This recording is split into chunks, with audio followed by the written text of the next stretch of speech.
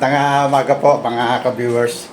At to all my subscriber po and to all my viewers po, shoutout po sa inyo lahat.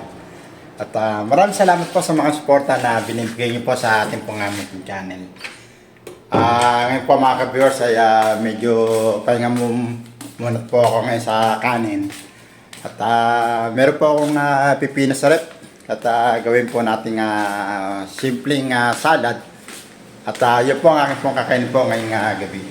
Kaya mga ka-viewers, nandito na po ako sa kusina. Sana po ay isamahan niyo po ako ngayon. Ito na po yung mga gagamitin ko mga ka-viewers. Meron po ako dito na pipino. At lalagyan po natin po siya ng yellow bell pepper. At maglalagay din po ako ng isang pirasong kamatis. At lalagyan po siya ng isang pirasong onion. Ito po ay nislas ko lang po ng maliliit. At lalagyan ko din po siya ng dill. Doon po sa hindi po nakakalam sa dill, ito po mga ka-viewers ay kapamilya po ng celery.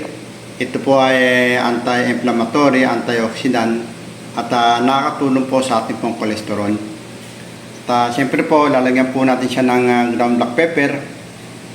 Lalagyan po siya ng kunting asukal para po mabalance po yung pong ating pong lasa. At gagamitin po ako ng asin at ng suka. Kung kinakailangan po ay gagamit po ako ng tubig. Kaya sisimulan na po natin yung pong pagmimix mga ka-viewers. Lagyan na natin yung pipina mga ka-viewers sa lagayan.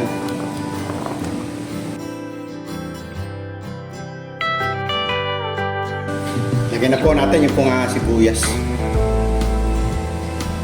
Yung pong kamatis. Pati po yung yellow bell pepper natin mga ka-viewers.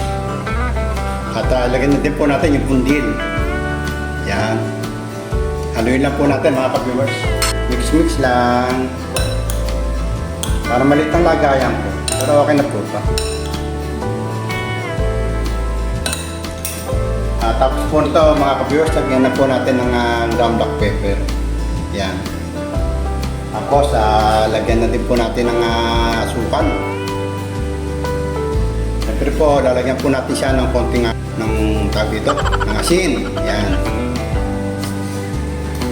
At lalagyan po natin siya ng konting suka. Ito po ang pinaka-dressing po natin mga ka-viewers. Yan, haluin po ulit natin mga ka-viewers para po umalik po yung lasa niya. Para mag-mix. Ito po ay babaong kumimia. Wala po akong baon eh. Medyo muna po tayo sa kanin. Yan.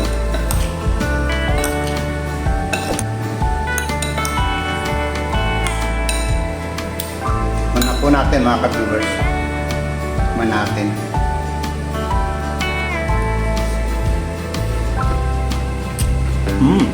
Hindi ko na po lalagyan ng tubig mga ka-viewers. Kasi po pipino magkakaroon po ng tubig yan maya konti. Ito na po ang finished product po natin mga ka-viewers. Ang aking pong kakainin mimya. Ang ating pong tomato cucumber salad. Maraming salamat po sa pagsama mga ka-viewers. Bye bye po. God bless po sa inyo lahat.